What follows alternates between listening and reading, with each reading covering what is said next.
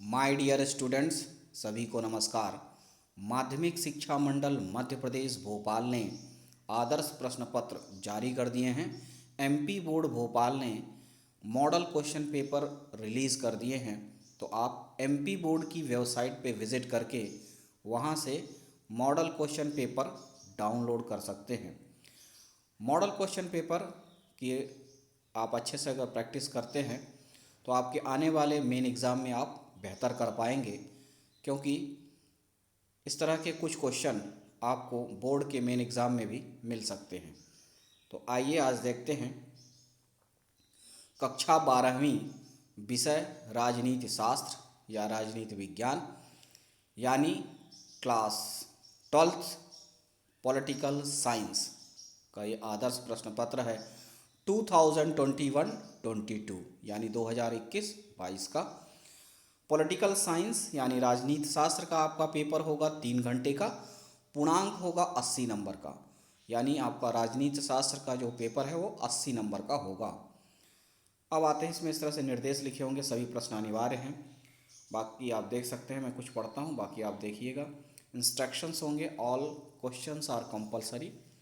फिर इसके बाद इसमें पहला जो क्वेश्चन होगा, ऑब्जेक्टिव शुरू में आएंगे तो पहला क्वेश्चन है सही विकल्प चुनकर लिखिए। चूज़ द राइट ऑप्शन वाले क्वेश्चन हैं। इस तरह के क्वेश्चन आपको 6 मिलेंगे, 6 मार्क्स का रहेगा। कुछ मैं पढ़ता हूँ, आप देख सकते हैं। शीत युद्ध का चरम बिंदु था, ऑप्शंस दिए हैं, जो सही है वो आपको लिखना है। प्रथम विश्व युद्ध की समय अवधि थी, ऑप्शंस है। यूरोपियन यूनियन की मुद्रा है, ऑप्शंस आर गिवन, ठीक है। भाषाई आधार पर संगठित होने वाला प्रथम राज्य था। फिर संविधान, भारतीय संविधान कब बना। फिर है पेंटागन क्या है। ये क्वेश्चंस हैं, इसका आप इंग्लिश में भी देख सकते हैं। Now options are in English. First question है right by choosing the correct option. I am just reading some questions and rest you can see here. First है was the climax of the cold war, options are given, you have to choose the right option. Second है period of the first world war. फिर उसके बाद है European union currency. Next the first state to be formed in linguistic basis was. Next when was the Indian constitution in made, and next what is the pentagon। ठीक है, now come on to the next question. प्रश्न नंबर 2 है रिक्त स्थानों की पूर्ति कीजिए। इस तरह के क्वेश्चन भी आपको मिलेंगे, 7 क्वेश्चन आएंगे इस तरह के, 7 मार्क्स का रहेगा। सोवियत संघ द्वारा बनाया गया सैन्य संगठन डैश था, फिल इन द ब्लैंक्स, है ना। Coalition form by the Soviet union is. तो आपको ये जो सही ऑप्शन यहाँ पर भरने हैं फिल इन द ब्लैंक्स में, you have to fill up with the right option, ठीक है। फिर आते हैं क्वेश्चन नंबर 3 में। एक वाक्य में उत्तर दीजिए, 1 वर्ड आंसर है। इस तरह के क्वेश्चन भी आएंगे, 7 मार्क्स का रहेगा। कुछ मैं पढ़ता हूँ, बाकी आप देखिएगा। सोवियत संघ विघटन के बाद विश्व की राजनीति हो गई थी। अंतर्राष्ट्रीय न्यायालय का मुख्यालय कहाँ पर है। भारत में प्रथम आम चुनाव कब हुए थे। जय जवान जय किसान का नारा किसके द्वारा दिया गया। भारत के 4 पड़ोसी देशों के नाम लिखिए। भारत में चुनाव आयोग का गठन कब किया गया। आरटीआई का फुल फॉर्म क्या है, ठीक है। तो ये क्वेश्चन यही है। आंसर क्वेश्चन नंबर 3 है, आंसर इज 1 सेंटेंस, उसी इंग्लिश में है। After the dissolution of the Soviet Union world politics had become, where is the headquarters of the international court of the justice. Next when were the first general election held in India. Next जय जवान जय किसान slogan was given by। Next write the names of 4 neighboring countries of India, and when was the election commission of India formed, and what is the full name of the RTI। फिर इसके बाद question number 4 है सत्य असत्य लिखिए। इस तरह के क्वेश्चन आपको मिलेंगे, 6 क्वेश्चन रहेंगे, 6 मार्क्स के रहेंगे। जो सत्य है उनके आगे सत्य असत्य इस तरह से लिखना है। राइट, ट्रू एंड फॉल्स आप देख सकते हैं, ठीक है। फिर आते हैं प्रश्न नंबर 5 में, सही जोड़ी बनाइए। इस तरह के भी क्वेश्चन आपको मिलेंगे, 6 मार्क्स का रहेगा, ठीक है। तो इसमें मैच द फॉलोइंग कॉलम है, तो ए कॉलम बी कॉलम से मैच कराना है, ठीक है। अब आते हैं क्वेश्चन नंबर 6 पे। यहाँ से 2 नंबर के क्वेश्चन शुरू होते हैं। क्वेश्चन है, शीत युद्ध पूर्णतः कब समाप्त माना जाता है। When is the cold war considered completely over, अथवा शीत युद्ध किसे कहते हैं, what is cold war. Now next प्रश्न नंबर 7 है, दो ध्रुवीय विश्व से क्या अभिप्राय है। What is meant by two polar worlds, अथवा तनाव शैथिल्य का क्या अभिप्राय है। What is the meaning of stress साइकोसिस। क्वेश्चन नंबर 8 है, हेगमनी शब्द की जड़ें कहाँ से प्राप्त हुई हैं। Where did the root of the word hegemony come from, अथवा नाटो का पूरा नाम क्या है, what is the full name of NATO. And question number 9 है, शिमला समझौता कब हुआ। When was the Shimla agreement happen, अथवा सार्क के सदस्य देशों के नाम लिखिए। Name the member countries of SAARC.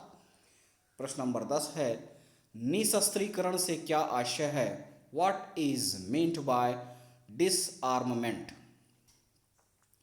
अथवा सुरक्षा से क्या आशय है। What is meant by security. प्रश्न नंबर 11 है, वैश्वीकरण से क्या आशय है। What is meant by globalisation, अथवा शरणार्थी किसे कहते हैं। Who are the refugees.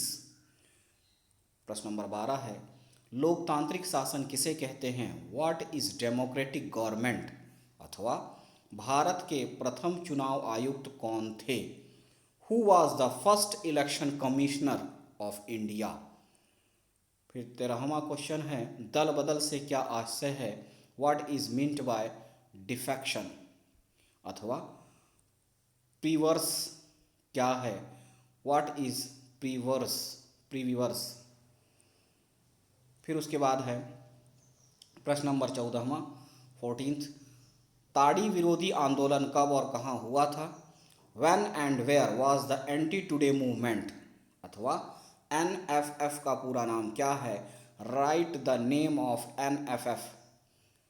Question number 15 है, कोई 2 क्षेत्रीय दलों के नाम लिखिए।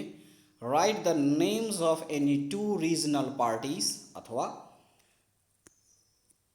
उत्तर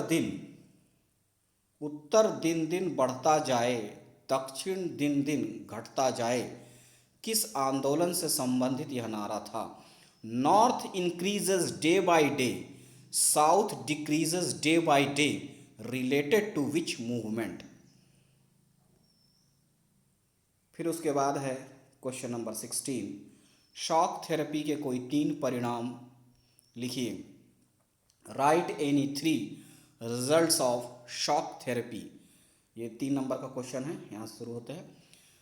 अथवा सोवियत संघ के विघटन के कोई 3 कारण लिखिए। Write any 3 reasons for the disintegrations of Soviet union.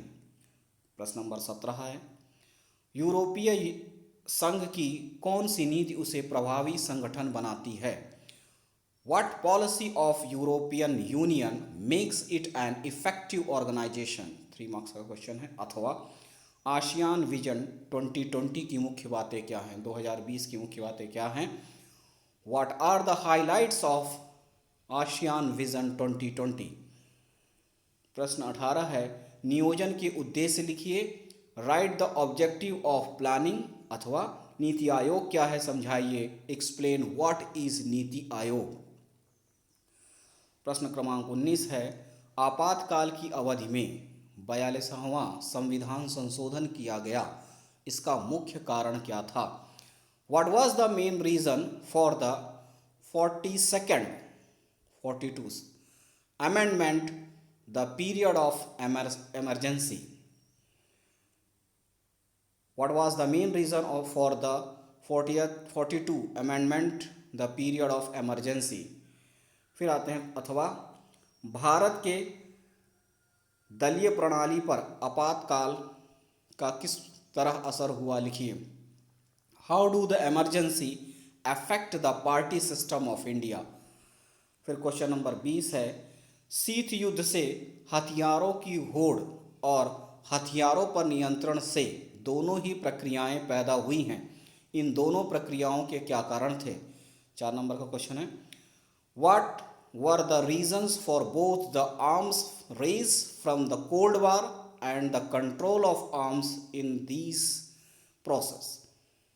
अथवा गुट निरपेक्ष आंदोलन अब अप्रासंगिक हो गया है, समीक्षा कीजिए। Non aligned movement is now irrelevant, review. Question number 21 है, एमनेस्टी इंटरनेशनल संगठन की कार्यपद्धति को समझाइए। 4 मार्क्स का है। Explain the working of Amnesty International organisation. अथवा संयुक्त राष्ट्र संघ के प्रमुख अंगों के नाम लिखकर बताइए कि आपकी दृष्टि से सबसे महत्वपूर्ण अंग कौन सा है और क्यों। Write the names of the main organs of the United Nations and tell which is the most important organ in your view and why. Question number 22 है, राज्य पुनर्गठन आयोग के प्रमुख कार्यों एवं दी गई सिफारिशों की व्याख्या कीजिए। Write the main functions of the States Reorganisation Commission and explain the recommendations given. अथवा एक स्वाधीन राष्ट्र के रूप में भारत को किन किन चुनौतियों का सामना करना पड़ा, लिखिए। What challenges did India face as an independent nation? And the last 23rd question है 23वां, निम्नलिखित पर संक्षिप्त टिप्पणी लिखिए। 4 नंबर का क्वेश्चन है, भारत की परमाणु नीति, गुट और गुट निरपेक्षता की नीति। Right A short note on the following, India's nuclear policy, policy of non alignment. अथवा किसी राष्ट्र का राजनीतिक नेतृत्व किस तरह उस राष्ट्र की विदेश नीति पर असर डालता है, भारत की विदेश नीति का उदाहरण देते हुए समझाइए। हाउ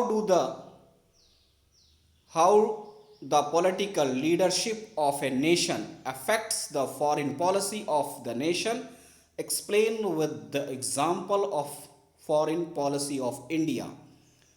इतना ही क्वेश्चन है। इन सभी क्वेश्चनों को आप अच्छे से तैयार करें ताकि आने वाले बोर्ड के मेन एग्ज़ाम में आप बेहतर कर पाएँ।